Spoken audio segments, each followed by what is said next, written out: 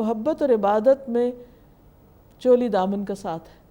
انسان جس سے محبت کرتا ہے دراصل وہ اس کی عبادت کر رہا ہوتا ہے، یعنی شدید محبت، کیونکہ وہ اس کی خواہشات کا غلام بن جاتا ہے۔ اسی طرح عبادت جو ہے اس وقت تک عبادت نہیں جب تک اس میں محبت کا عنصر شامل نہ ہو۔ مارے بندھے کی نماز پڑھنا وہ تو منافقین کی نماز کہلائی قرآن مجید میں، کہ جو سستی کے مارے آتے ہیں، اللہ کو کچھ بھی یاد نہیں کرتے اور بس ایک فرض پورا کر کے ختم کر دیتے ہیں۔ اصل نماز وہ ہے جس میں انسان اپنے شوق کے ساتھ اللہ کی ملاقات کے لیے حاضر ہو، اس کی نعمتوں پر شکر گزاری کے لیے، اور اس سے دعائیں مانگے اور اس کے آگے خوشی کے ساتھ جھک جائے اور اپنا سر اور ماتھا زمین پر رکھ دے۔ لیکن جب انسان اللہ کو بھول کر، اللہ کو چھوڑ کر اوروں کی طرف رغبت کرتا ہے تو فرمایا کہ یہ پھر ان کو معبود بنا لینا ہے۔ والذین آمنوا اشد حبا للہ، اور وہ لوگ جو ایمان لائے وہ اللہ کی محبت میں شدید ترین ہوتے ہیں، وہ ہر چیز سے بڑھ کر اللہ سے محبت کرتے ہیں۔ یہ ایک حقیقت ہے کہ انسان کا دل محبت سے خالی ہو ہی نہیں سکتا۔ انسان اپنے والدین سے، بہن بھائیوں سے، رشتہ داروں سے، دوستوں سے اور بہت سی چیزوں سے محبت کرتا ہے، اور ان کی محبت بھی اللہ ہی نے دلوں میں ڈالی ہے۔ لیکن ایمان کا تقاضا یہ ہے کہ اللہ کی محبت کو ان سب محبتوں کے اوپر رکھ دیا جائے۔ اسی کا نام عبادت ہے۔ جب یہ کیفیت دل میں آتی ہے تو پھر کسی کو نماز کے لیے مجبور نہیں کرنا پڑتا۔ اور پھر فرمایا وَلَوْ يَرَى الَّذِينَ ظَلَمُوا، کاش دیکھ سکیں وہ لوگ جنہوں نے ظلم کیا یعنی شرک کیا، اللہ کے ساتھ اوروں کو معبود بنایا، اِذْ يَرَوْنَ الْعَذَابَ، وہ منظر جب وہ عذاب کا دیکھیں گے قیامت کے دن، کاش وہ آج دیکھ لیں۔ اس وقت ان کو سمجھ آ جائے گی ان القوۃ للہ جمیعا، کہ بے شک قوت ساری کی ساری اللہ ہی کی ہے، کسی اور کی نہیں۔ وَأَنَّ اللَّهَ شَدِيدُ الْعَذَابِ، اور بے شک اللہ سخت عذاب دینے والا ہے۔ کس کو؟ ان کو جو اللہ کو چھوڑ کر کسی اور کو اپنا معبود بنائیں۔ اِذْ تَبَرَّأَ الَّذِينَ اتُّبِعُوا مِنَ الَّذِينَ اتَّبَعُوا وَرَأَوُا الْعَذَابَ وَتَقَطَّعَتْ بِهِمُ الْأَسْبَابُ، جب بیزاری دکھائیں گے وہ لوگ جن کی پیروی کی گئی، یعنی انسان نے اگر انسانوں میں سے کسی کو اپنا معبود بنا رکھا ہے تو قیامت کے دن ایسے تمام معبود اپنے پیروکاروں، اپنے فالوور سے بیزار ہو جائیں گے، اور وہ صاف صاف کہیں گے کہ ہم نے تو تمہیں یہ نہیں کہا تھا کہ تم ہماری عبادت کرو یا ہماری بات مانو۔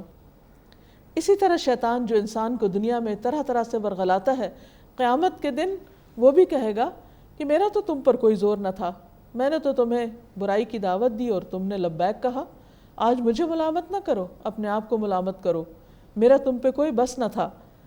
اور اسی طرح باقی سارے معبود بھی جن سے متاثر ہو کر، جن سے اٹریکٹ ہو کر، جن سے دب کر انسان ان کا پیروکار بن جاتا ہے اور اللہ کے مقابلے میں ان کا حکم ماننے لگتا ہے، تو قیامت کے دن ایسے سب لوگ بے وفائی کریں گے اور ساتھ چھوڑ جائیں گے۔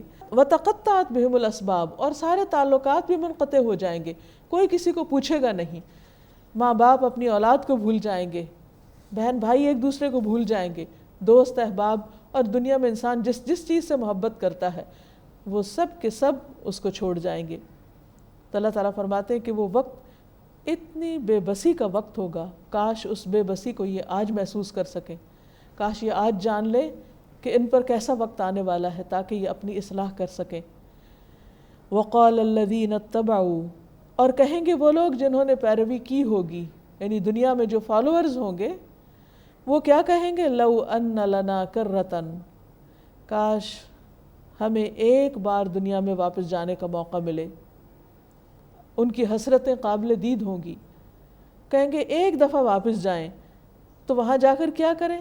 فَنَتَبَرَّأَ مِنْهُمْ، ہم بھی ان سے بیزاری دکھائیں، كَمَا تَبَرَّؤُوا مِنَّا، جس طرح انہوں نے آج ہمیں بیزاری دکھائی ہے۔ آج یہ ہماری کوئی بات نہیں سن رہے، آج ہمارے کسی کام نہیں آ رہے، آج یہ ہمیں کوئی فائدہ نہیں پہنچا رہے۔ دنیا میں تو ہم ان کے پیچھے اپنا سب کچھ قربان کیے ہوئے تھے کہ یہ کل ہمارے کام آئیں گے، لیکن یہ تو انتہا درجے کے بے وفا نکلے۔ کاش ایک دفعہ ہم دنیا میں دوبارہ واپس جائیں اور ہم بھی ان کو بیزار ہو کر دکھائیں۔ كَذَلِكَ يُرِيهِمُ اللَّهُ أَعْمَالَهُمْ حَسَرَاتٍ عَلَيْهِمْ، اسی طرح اللہ ان کو ان کے اعمال حسرتیں بنا کر دکھائے گا۔ اس وقت انسان کو ریگریٹس ہوں گے، انسان چاہے گا کہ کسی طرح وہ اپنی بدعمالیوں کی تلافی کر سکے، لیکن وہاں کوئی موقع نہ ہوگا۔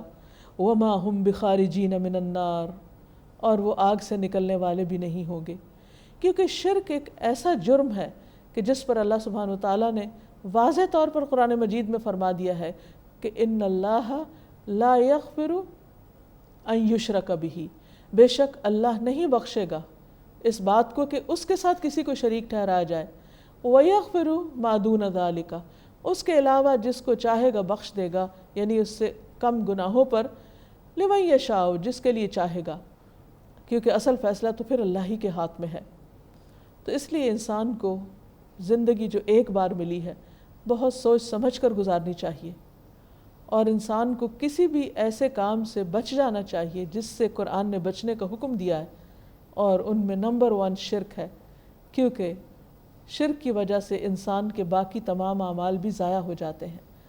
کوئی انسان کتنا بھی عبادت گزار ہو، لیکن اگر وہ اللہ کے ساتھ کسی اور کو شریک کر لیتا ہے، یعنی اس کی خوشی کے لیے کام کرتا ہے یا اس کو اپنا کسی بھی درجے کا الہ مانتا ہے، تو ایسا کرنا اس کے لیے سخت نقصان دہ ہوگا۔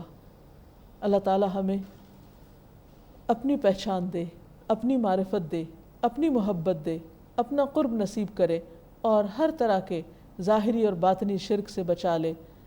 وآخر دعوانا ان الحمد للہ رب العالمین۔ السلام علیکم ورحمۃ اللہ وبرکاتہ۔